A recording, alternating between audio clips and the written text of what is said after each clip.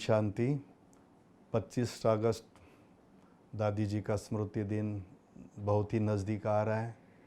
सभी बाबा के जो बच्चे ब्राह्मण परिवार हैं, सभी को दादी की विशेष यादें आती है।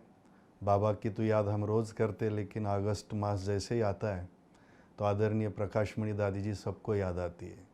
और जिन्होंने विशेष दादी जी की पालना ली है, उनको तो दादी जी के वो अनुभव, वो बातें ताज़ी हो जाती है। तो मेरा भी दादी जी के साथ बहुत सुंदर अनुभव रहा है। जब हम शुरू में मधुबन में समर्पित होने के पहले ही जब मैं सेवा में रहता था, तो दादी जी की पर्सनालिटी, मुस्कुराता चेहरा देख के हमें बहुत खुशी होती थी। माँ की भाषण आती थी, माँ की पालना दादी जी से मिलती थी। जब हम समर्पित हुए तो बहुत ही नज़दीक आए दादी जी के।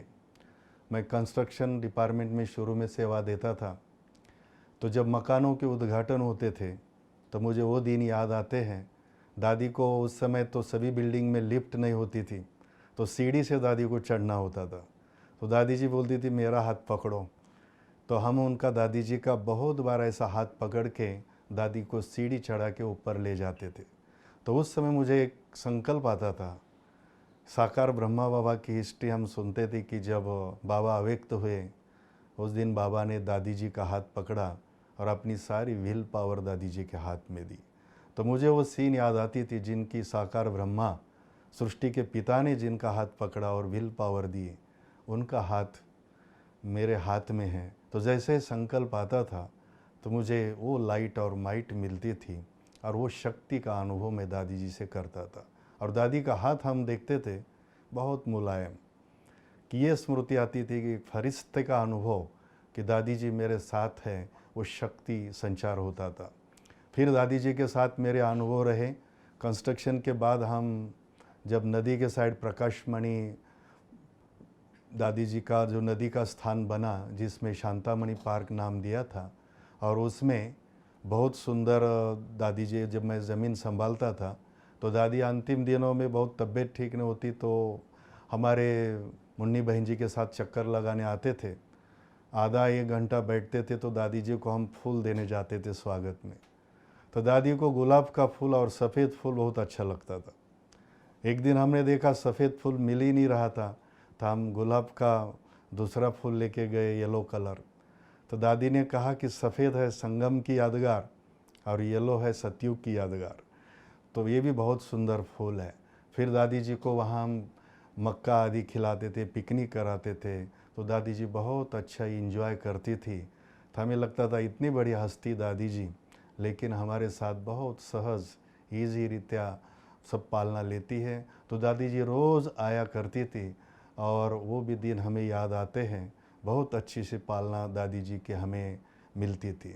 और हमने दादी जी का पार्ट देखा, दादी के अंदर लौ का भी स्वरूप था और लव का भी स्वरूप था।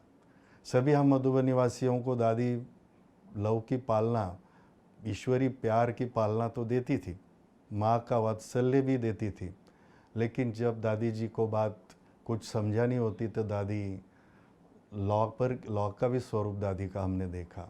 तो लॉ और लव, ये दोनों का बैलेंस रखते हमारी ऐसी आदरणीय दादी प्रकाशमणि जी, जिन्होंने 42 साल इस संस्था का मुख्य प्रशासिका रूप में पार्ट निभाया।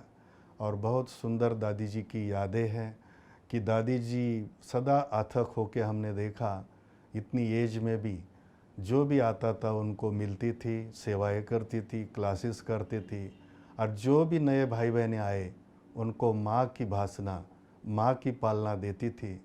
तो ऐसी हमारी आदरणीय दादी जी थी।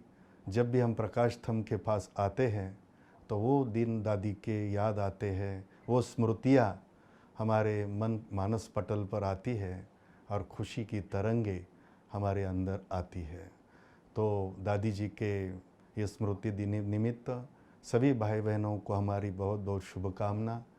तो दादी जी की यही विशेषताएं हम अपने जीवन में धारण करें और सबको प्रेरणा दें, यही दादी जी को सच्ची श्रद्धांजलि है। ओम शांति।